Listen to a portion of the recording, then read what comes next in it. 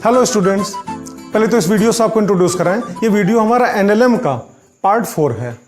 आप पूछोगे एनएलएम का मतलब क्या? Newton's law of motion. बोलने में थोड़ा सा ज़्यादा टाइम लग रहा है, इसलिए शॉर्ट फॉर्म में एनएलएम आपका बोल दिया गया, ठीक है। और इसमें हम आपको पढ़ाएंगे यहाँ पे आवेग के बारे में। हिंदी में आवेग, इंग्लिश में इम्पल्स क्या होता है आपको समझाएं। यहाँ पे कई प्रकार से इसको समझाएंगे। जैसे हम आपको बहुत सिंपल सा एक एग्जांपल लेके समझाते हैं। मान लो कोई पिंड है, वो गतिमान है, ठीक। अगर उस पर कोई त्वरण कार्य करे तो पहली बात तो त्वरण कार्य करेगा तो क्या निश्चित रूप से बल कार्य करेगा, क्योंकि बिना बल के त्वरण हम उत्पन्न नहीं कर सकते हैं। तो मान लो कोई पिंड गतिमान है और गति के दौरान उस पर कोई बल कार्य कर रहा है, ठीक है। तो बल कार्य करेगा तो निश्चित रूप से त्वरण कार्य करेगा। त्वरण कार्य करेगा तो उसका वेग क्या होगा? बदलेगा। उसी दिशा में होगा तो वेग बढ़ेगा, उल्टी दिशा में होगा तो वेग क्या होगा? घटेगा, ठीक। तो किसी निश्चित समय अंतराल पर, ठीक है, पिंड पर लगने वाले बल को निकालने और उस समय अंतराल को हमको मालूम ही रहेगा। बल और समय अंतराल दोनों का गुणा कर दें तो जो गुणनफल आएगा वही हमारा क्या कहलाएगा? आवेग, इम्पल्स। आप यूं कह सकते हो आवेग बराबर क्या? बल गुणे समय अंतराल। अगर मान लो बल को एफ से लिखें, समय अंतराल को डेल्टा स्मॉल टी से लिखें, तो आप सामने देखना यहाँ पे आवेग that is equal to F into delta T, means आवेग बराबर क्या? बल गुणे समय अंतराल।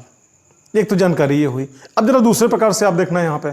आप सभी लोग जानते हो न्यूटन्स के सेकंड लॉ पे आधारित एक फार्मूला आप सभी ने पढ़ा होगा, छोटी क्लास में पढ़ाया गया होगा, F that is equal to M A. हमने वेक्टर का सिंबल नहीं लगाया इसलिए कि परिमाण की हम बात कर रहे हैं। लगा भी दोगे तो भी कोई गलत नहीं है, ठीक है। आप आगे देखना F that is equal to M ए।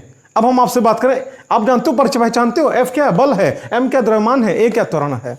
और आप सभी लोग जानते हो त्वरण बराबर क्या होता है? वेग परिवर्तन बटे समय अंतराल। ये आपका हो गया। मान लो इनिशियल वेलोसिटी u है और फाइनल वेलोसिटी v है, मतलब प्रारंभिक वेग u है, अंतिम वेग कितना? v है। तो ऐसी कंडीशन में f that is equal to m, और यहां पे क्या हो जाएगा? अंतिम वेग माइनस प्रारंभिक वेग अपॉन डेल्टा टी। मतलब आप यहां पे देखना इसमें v minus you upon delta T, ठीक। अब आप आगे देखना इसमें, यहां पे डेल्टा टी जो है, इस डेल्टा टी को मान लो हम इधर लेके गए तो यहां पे क्या हो जाएगा? f इंटू डेल्टा टी, और इधर क्या बचा आपका? m इंटू वी, यहां पे है ना, और यहां पे m और यहां पे ब्रैकेट में v माइनस यू। ये आपका निकला। कोई समस्या? क्लियर होगा इतना? फिर आप आगे देखना, m को इसमें मल्टीप्लाई करेंगे, फिर m को इसमें मल्टीप्लाई करेंगे, तो यहां पे आप देख रहे हो f into delta T that is equal to mv minus mu, ठीक। और एनएलएम के पार्ट 3 में, मतलब इसके ठीक पहले का जो वीडियो, उसमें हमने आपको रेखीय संवेग बहुत बेहतर तरीके से आपको समझाया हुआ है। आप जानते हो द्रव्यमान गुणे वेग बराबर क्या होता है? संवेग, रेखीय संवेग। तो आप यहां पे देखना द्रव्यमान गुणे अंतिम वेग, तो ये बराबर क्या हो जाएगा? अंतिम संवेग। और यहां पे द्रव्यमान गुणे प्रारंभिक वेग, तो ये बराबर क्या हो जाएगा? प्रारंभिक संवेग। संवेग को स्मॉल p से लिखते हैं। तो ऐसी कंडीशन में आप देखना इसमें f into delta T that is equal to P2 minus P1, ठीक। अच्छा, P2 माइनस P1 इसी को हम चाहें तो डेल्टा p भी लिख सकते हैं। तो अब नेक्स्ट लाइन आप देखना यहां पे, आप देखो f into delta T that is equal to delta P, ठीक। अब हम डेल्टा टी को चाहे तो नीचे उतार लें यहाँ पे। तो आप यहाँ पे देख रहे हो f that is equal to delta P upon delta T. ये एक आपका लाइन निकल के, ये एक फार्मूला निकल के आया। काफी महत्वपूर्ण फार्मूला है, बल्कि आप यूं कह सकते हो एनएलएम का बैकबोन है एक प्रकार से। ये केवल इसको फार्मूला मत समझना, अपने पीछे बहुत कुछ जानकारी आपका देता है। क्या जानकारी देगा पहले तो आपको ये समझाएं। आप यहाँ पे देखना इसमें, अगर जानते हो डेल्टा टी का मान कम हो तो एफ का मान क्या होगा? अधिक होगा, और डेल्टा टी का मान अधिक हो तो एफ का मान कम होगा। मतलब किसी भी पिंड के वेग परिवर्तन में अगर लगने वाला समय अधिक है तो उस समय आपका बल का मान क्या होगा? कम होगा। और अगर आपका लगने वाला समय कम है तो बल का मान क्या होगा? अधिक होगा। अब इसको भी हम क्लियर करेंगे आगे यहाँ पे, लेकिन फिलहाल अभी आप देखना, अगर आपसे कहें कि शब्दों में इसको क्या पढ़ोगे तो आपको समझाएं। आप जानते हो स्मॉल पी मीन्स क्या? रेखीय संवेग। हमने डेल्टा पी लिखा तो डेल्टा पी का मतलब क्या? रेखीय संवेग में परिवर्तन। और delta P upon delta T कह दिया तो इसका मतलब क्या हुआ? रेखीय संवेग में परिवर्तन की दर, और ये बराबर हो गया एफ के। आप यूं भी कह सकते हो कि रेखीय संवेग में परिवर्तन की दर सदैव लगाए गए बल के बराबर होता है। That is Newton's second law. Newton का दूसरा नियम भी यही कहता है। न्यूटन का दूसरा नियम प्रूव हो गया। एक तो लाभ आपने ये देखा यहां पे, ठीक। और दूसरी चीज आप यहां पे, अभी हमने आपको जो समझाया कि डेल्टा टी का मान अगर कम होगा तो एफ का मान अधिक होगा, डेल्टा टी का मान अधिक होगा तो एफ का मान क्या होगा? कम होगा। हम बहुत सिंपल सा एग्जांपल आपको देते हैं यहां पे।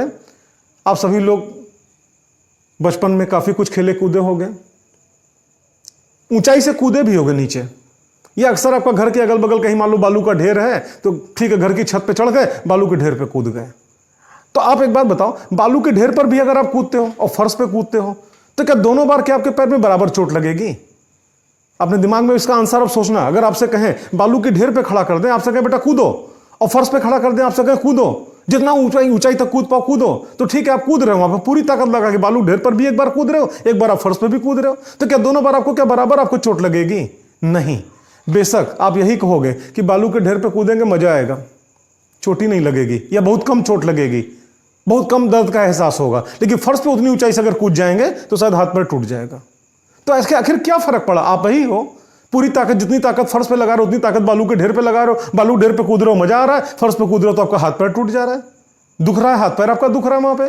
तो आपको फिर समझाएं, देखो फर्श कड़ी होती है, ठीक। फर्श पे अगर आप कूदोगे तो जैसे ही आपका पैर जमीन के संपर्क में आएगा तुरंत रुक जाएगा, लेकिन बालू के ढेर पे अगर आप कूदोगे तो वहां पे बालू का ढेर के संपर्क में जैसे आए तो बालू का ढेर वहां पे दबेगा, तो वहां पे दबते दबते दबते दबते आपका पैर रुकते रुकते रुकते रुकते तब जाके रुकेगा। जब मतलब भर का बालू दबा लेगा तब रुकेगा। तो आप यूं कह सकते हो कि जब बालू के ढेर पे कूदोगे तो आपके पैर के रुकने में जो समय लगा डेल्टा टी, उसका मान क्या होगा? अधिक होगा, क्योंकि बालू का ढेर पहले दबेगा तब तो आपका पैर रुकते रुकते तब तो जाके रुकेगा। लेकिन फर्श तो नहीं दबेगा, तो जैसे आपका पैर फर्श के संपर्क में आया खट से रुक गया। तो आप फर्श पे, सीधी सी बात आपका जो समझना है, फर्श पे कूदोगे डेल्टा टी का मान बहुत कम होगा, और जब डेल्टा टी का मान बहुत कम होगा तो एफ का मान बहुत अधिक होगा, आपको चोट लगेगी, आपका हाथ पैर भी टूट सकता है। लेकिन बालू के ढेर पे अगर आप कूदते हो तो उस अवस्था में आपके पैर को रुकने में लगा समय क्या होगा? अधिक होगा। डेल्टा टी का मान क्या होगा? अधिक होगा। और जब डेल्टा टी का मान अधिक होगा तो एफ का मान क्या होगा? कम होगा। बहुत कम चोट लगेगी, और इतनी कम चोट लगेगी कि आपको मजा आएगा, बार बार कूदोगे आप। बोलो समझ पाए कि नहीं? ठीक। या फिर आपको समझाए, आप सभी लोगों ने क्रिकेट खेला होगा, निश्चित रूप से। नहीं खेला होगा तो खेलते हुए देखा होगा, सभी को इंटरेस्ट होता है क्रिकेट में। आपने देखा होगा जब बॉल आती है, ठीक, और जो फील्डिंग कर रहा होता है, जब वो बॉल को कैच करता है, आप बताओ तो क्या बॉल को कैच करते समय अपने हाथ को यहीं ऐसे टिका लिया, वो ऐसे सीधे कैच कर लेता है? नहीं। आप जानते हो जब बॉल आती है तो हाथ को कैच करते समय, आप जानते हो जब बॉल हाथ में आ जाती है तो अपने हाथ को ऐसे करता है, ऐसे, ये, ठीक। आप बताओ, सीधी सी बात, तो अपने हाथ को ऐसे क्यों कर रहा है? क्यों स्टाइल मार रहा है? नहीं। जानते हो अपने हाथ को इसलिए इस प्रकार से यहां पे कर रहा है, यहां पे, क्योंकि बॉल को रुकने में लगने वाला समय का मान बढ़ जाए। आप सीधी सी बात, अगर हाथ को टाइट करके यहीं पे रोक ले, पीछे नहीं लाएगा, तो जैसे बॉल संपर्क में आएगी खट से रुकेगी वहां पे, क्योंकि हाथ पीछे कर ही नहीं रहा है। तो उस समय डेल्टा टी का मान क्या होगा? कम होगा। और जब डेल्टा टी का मान कम होगा तो एफ का मान क्या होगा? ज्यादा होगा। उसके हाथ में ज्यादा चोट लगेगी, शायद उसका हाथ घायल भी हो जाए।